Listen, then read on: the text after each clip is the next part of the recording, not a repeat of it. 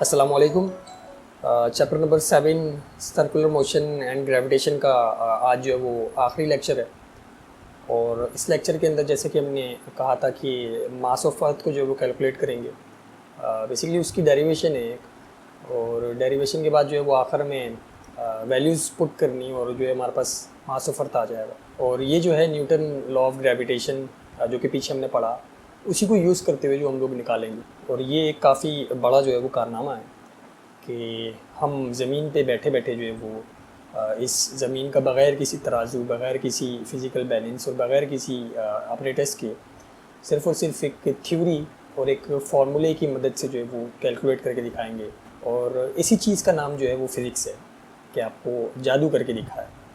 आप खुद सोचें कि जादू नहीं है कि बग़ैर किसी अपरेटस के, बग़ैर किसी फ़िज़िकल बैलेंस के, बग़ैर किसी चीज़ के हम यहाँ ज़मीन पे बैठे बैठे ज़मीन का जो मास है वो कैलकुलेट कर रहे हैं। तो चलिए बढ़ते हैं इसकी डेरिवेशन की तरफ। और न्यूटन का जो लॉ हमने पीछे पढ़ा, उससे एक फार्मूला बनाया।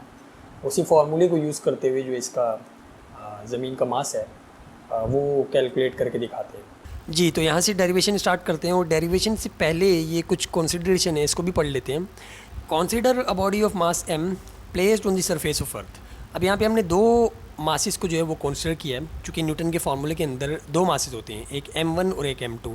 और जैसे कि सामने आपको नज़र आ रहा है, m1 हमारा कोई भी ऑब्जेक्ट हो सकता है और m2 जो है वो मास ऑफ अर्थ है जो कि हमने निकालना है। दूसरा ऑब्जेक्ट जो है हमारे पास अर्थ है, बेसिकली उसी का मास हमें जो है वो निकालना है, कैलकुलेट करना है। तो ये दो मासेस जो हैं वो हमने कंसीडर किए हैं। और फ़र्ज़ करो कि ये जो ऑब्जेक्ट है ये सरफेस ऑफ अर्थ के ऊपर पड़ा हुआ है। ये जो पीछे कंसीडरेशन के अंदर हमने पढ़ा है कि consider a body of mass m placed on the surface of earth, मतलब ये कि इस मास को या इस ऑब्जेक्ट को हमने सरफेस ऑफ अर्थ के ऊपर रखा हुआ है। अब अगर बाज़ार देखा जाए तो ये जो मास होगा जितना भी बड़ा हो वो अर्थ के मुकाबले में काफ़ी कम है, अर्थ के मुकाबले में काफ़ी छोटा है। और अगर दूर से हम लोग उसको देखें तो वो नज़र भी नहीं आएगा। लेकिन यहाँ पे समझने के लिए हमने छोटा सा करके ये जो रेड कलर के अंदर है ये हमने बना दिया। ये मास है ऑब्जेक्ट का जो कि हमने सरफेस ऑफ अर्थ के ऊपर रखा हुआ है। If m be the mass of earth and r its radius. Radius क्या होता है? रेडियस बेसिकली सर्कल के सेंटर से लेकर उसके सरकमफेरेंस तक का जो डिस्टेंस होता है उसको रेडियस बोलते हैं।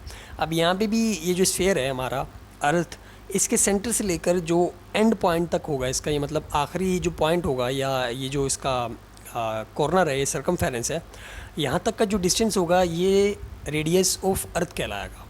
और देखा जाए तो ये जो मास है और हमारी जो अर्थ है जो कि जिसके सेंटर से जो है वो फोर्स लगती है, तो इन दोनों के दरमियान में जो डिस्टेंस है वो r है।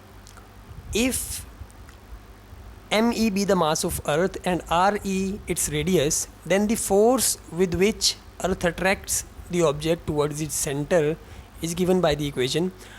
अब अगर r जो है वो डिस्टेंस है हमारी अर्थ के सेंटर से लेकर जहाँ से फोर्स लगती है उस ऑब्जेक्ट तक का, और हमारे पास दो ऑब्जेक्ट हैं, एक m1 है और एक पूरी हमारी अर्थ है, तो जो हमने न्यूटन का लॉ पढ़ा था कि हर बॉडी दूसरी बॉडी को खींचती है एक फ़ोर्स के साथ, जिसको कैलकुलेट करके, जिसको फॉर्मुलेट करके न्यूटन ने हमें दिया था, F = g m1 m2/r²। मतलब ये कि ये जो फोर्स है दो ऑब्जेक्ट के दरमियान होती है, अगर इसको निकालना हो तो आप ये वाला फार्मूला यूज़ करो, मतलब कि g और mass of first object, mass of second object, और नीचे जो है उन दोनों के दरमियान डिस्टेंस। अब इन दोनों के दरमियान डिस्टेंस क्या है? वो बेसिकली रेडियस ऑफ अर्थ ही होगा।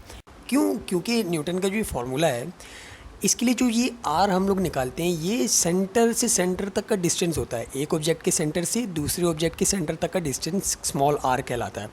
अब अगर इस ऑब्जेक्ट को देखें और अर्थ को देखें तो अर्थ के मुकाबले में ये जो ऑब्जेक्ट है ये बहुत ही छोटा है, तो इसलिए जो रेडियस ऑफ अर्थ है हम बोलते हैं कि यही डिस्टेंस जो है ये इन दोनों के दरमियान है। तो r जो है वो रेडियस ऑफ अर्थ है, m1 जो है वो हमारे पास ये ऑब्जेक्ट है, और जो m2 है वो हमारे पास पूरी की पूरी अर्थ है। तो अगर हम लोग इन दोनों के दरमियान, यानी कि इस ऑब्जेक्ट के दरमियान और इस क्या बोलते हैं पूरी अर्थ के दरमियान, यानी इन दोनों के दरमियान जो फोर्स ऑफ अट्रैक्शन है वो अगर कैलकुलेट करना चाहें तो कैसे कैलकुलेट करेंगे? न्यूटन के इस फार्मूले की मदद से, जो कि है F = g m1 m2/r²। और इसको हमने इक्वेशन नंबर 1 का नाम दे दिया है। अब इस इक्वेशन नंबर 1 के अंदर हमने जितनी भी जो क्या बोलते हैं चीज़ें ऊपर लेट की हैं, कंसीडर किए हैं, उसको इस फार्मूले के अंदर जो हम लोग पुट कर रहे हैं। और उस फार्मूले यानी कि डेरिवेशन स्टार्ट करने से पहले ये 3 कांस्टेंट चीज़ें हैं जो कि पहले ही पढ़ लेते हैं, जिनमें से 2 के बारे में तो हमें पता है और तीसरी जो है वो अभी हम लोग देखेंगे।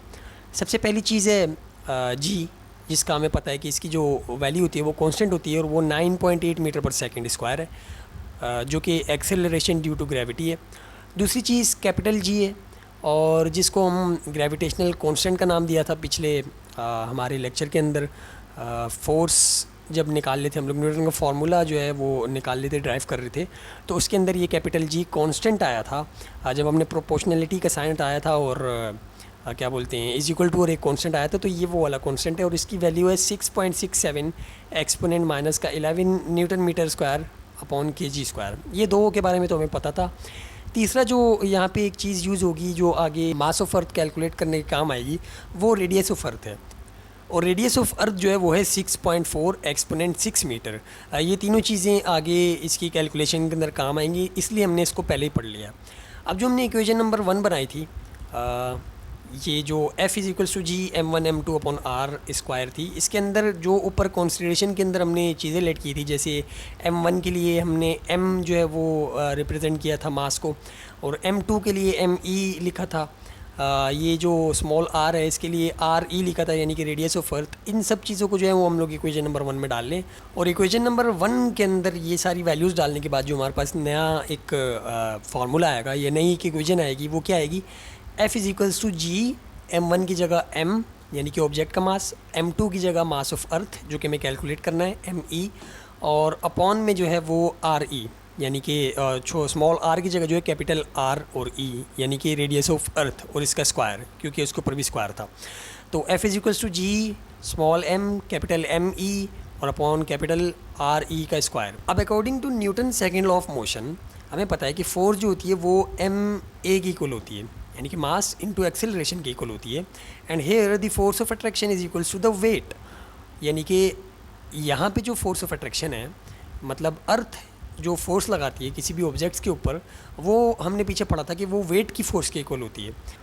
यहाँ पे जो F है वो बेसिकली वेट के बराबर है, और वेट का फार्मूला क्या होता है, weight is equals to mg, ये भी हमने पीछे पढ़ा हुआ है। तो F की जगह पे हम W पुट करेंगे, और W की जगह पे W का फार्मूला जो कि mg है, जब हम लोग उसकी जगह पे पुट करेंगे तो इक्वेशन हमारे पास जो नई बनेगी वो बनेगी m into G is equals to capital G m into capital m E यानी कि मास ऑफ अर्थ, और अपॉन में कैपिटल आर ई का स्क्वायर यानी कि रेडियस ऑफ अर्थ का स्क्वायर।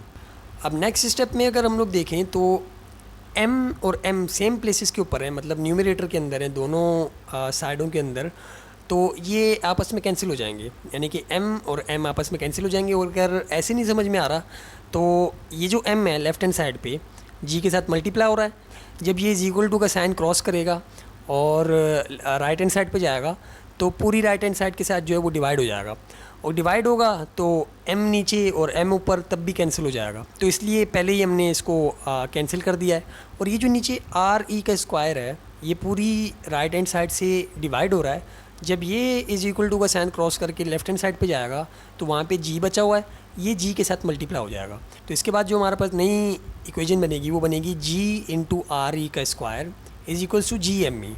अब हमें सिर्फ मास ऑफ अर्थ निकालना है, तो हम मास ऑफ अर्थ को एक साइड पे अकेला कर देंगे और बाकी जितने भी वेरिएबल्स हैं उनको इज इक्वल टू के दूसरी तरफ ले जाएंगे। तो राइट हैंड साइड पे हम लोग मास ऑफ अर्थ को अकेला करेंगे, और कैपिटल जी जो कि इसके साथ मल्टीप्लाई हो रहा है मास ऑफ अर्थ के साथ, ये इज इक्वल टू का साइन क्रॉस करके जब लेफ्ट हैंड साइड पे आएगा तो पूरी की पूरी लेफ्ट हैंड साइड से डिवाइड हो जाएगा। सिंपल मैथमेटिक्स जो है वो यहाँ पे यूज़ हो रही है।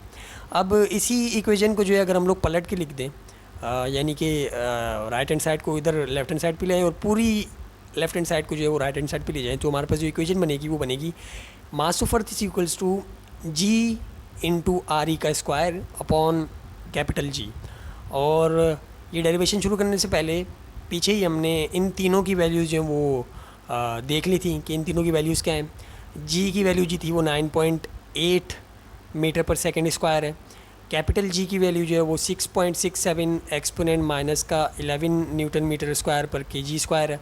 और आर ई यानी कि रेडियस ऑफ अर्थ जो है इसकी वैल्यू 6.4 एक्सपोनेंट 6 मीटर है। अब ये सब वैल्यूज़ जब हम लोग ऊपर वाले फार्मूले के अंदर डालेंगे तो फार्मूला कुछ इस तरह से बनेगा कि mass of earth is equals to 9.8 multiply by 6.4 exponent 6 का स्क्वायर यानी कि रेडियस ऑफ अर्थ का स्क्वायर, और अपॉन में कैपिटल जी जो कि ग्रेविटेशनल कांस्टेंट है 6.67 एक्सपोनेंट माइनस का 11। अब इसको जब हम लोग कैलकुलेट करेंगे तो हमारे पास मास ऑफ अर्थ आ जाएगा। अगर आप स्टेप बाय स्टेप कर रहे हैं यानी कि पहले 6.4 एक्सपोनेंट 6 का स्क्वायर निकालें, जो वैल्यू है उसको यहाँ पे लिखें, फिर उसको मल्टीप्लाई करवाएं 9.8 के साथ, फिर जो वैल्यू है उसको न्यूमरेटर में लिखें और न्यूमरेटर को डिनोमिनेटर से डिवाइड करवा दें, तो फिर तो सही आंसर आएगा।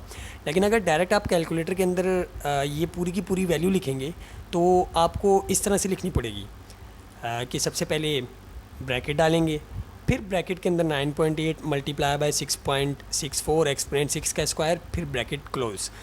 ये बड़ी ब्रैकेट जो लगाई है हमने जिसके अंदर पूरे का पूरा न्यूमरेटर आ रहा है, ये लगानी लाजमी होती है कैलकुलेटर के अंदर।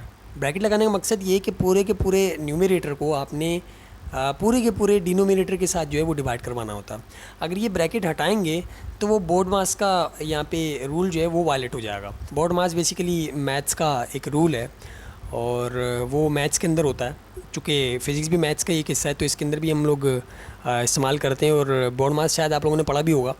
तो अगर आपको कैलकुलेटर में डायरेक्ट आंसर निकालना है तो आप इस तरह से लिखें, आपका आंसर जो है वो बिल्कुल सही आएगा।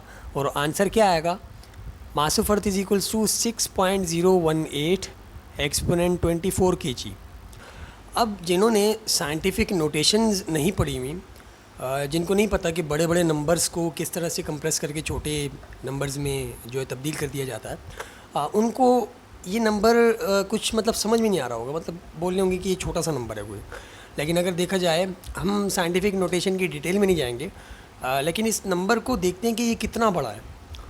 6.018 एक्सपोनेंट 24 kg, ये दिखने में तो छोटा सा लग रहा है, लेकिन अगर इस नंबर को साइंटिफिक नोटेशन से चेंज करके नॉर्मल नंबर की तरह लिखा जाए तो वो कुछ इस तरह से लिखा जाएगा कि 6.018 एक्सपोनेंट 24 kg इक्वल है 6018000000 और आगे शायद तकरीबन 21 ज़ीरो लगेंगे ये 6018 के बाद इतने केजी। और अगर इसको गिना जाए कि ये कितने केजी है तो गिनने के लिए हमारे पास ये एक चार्ट है।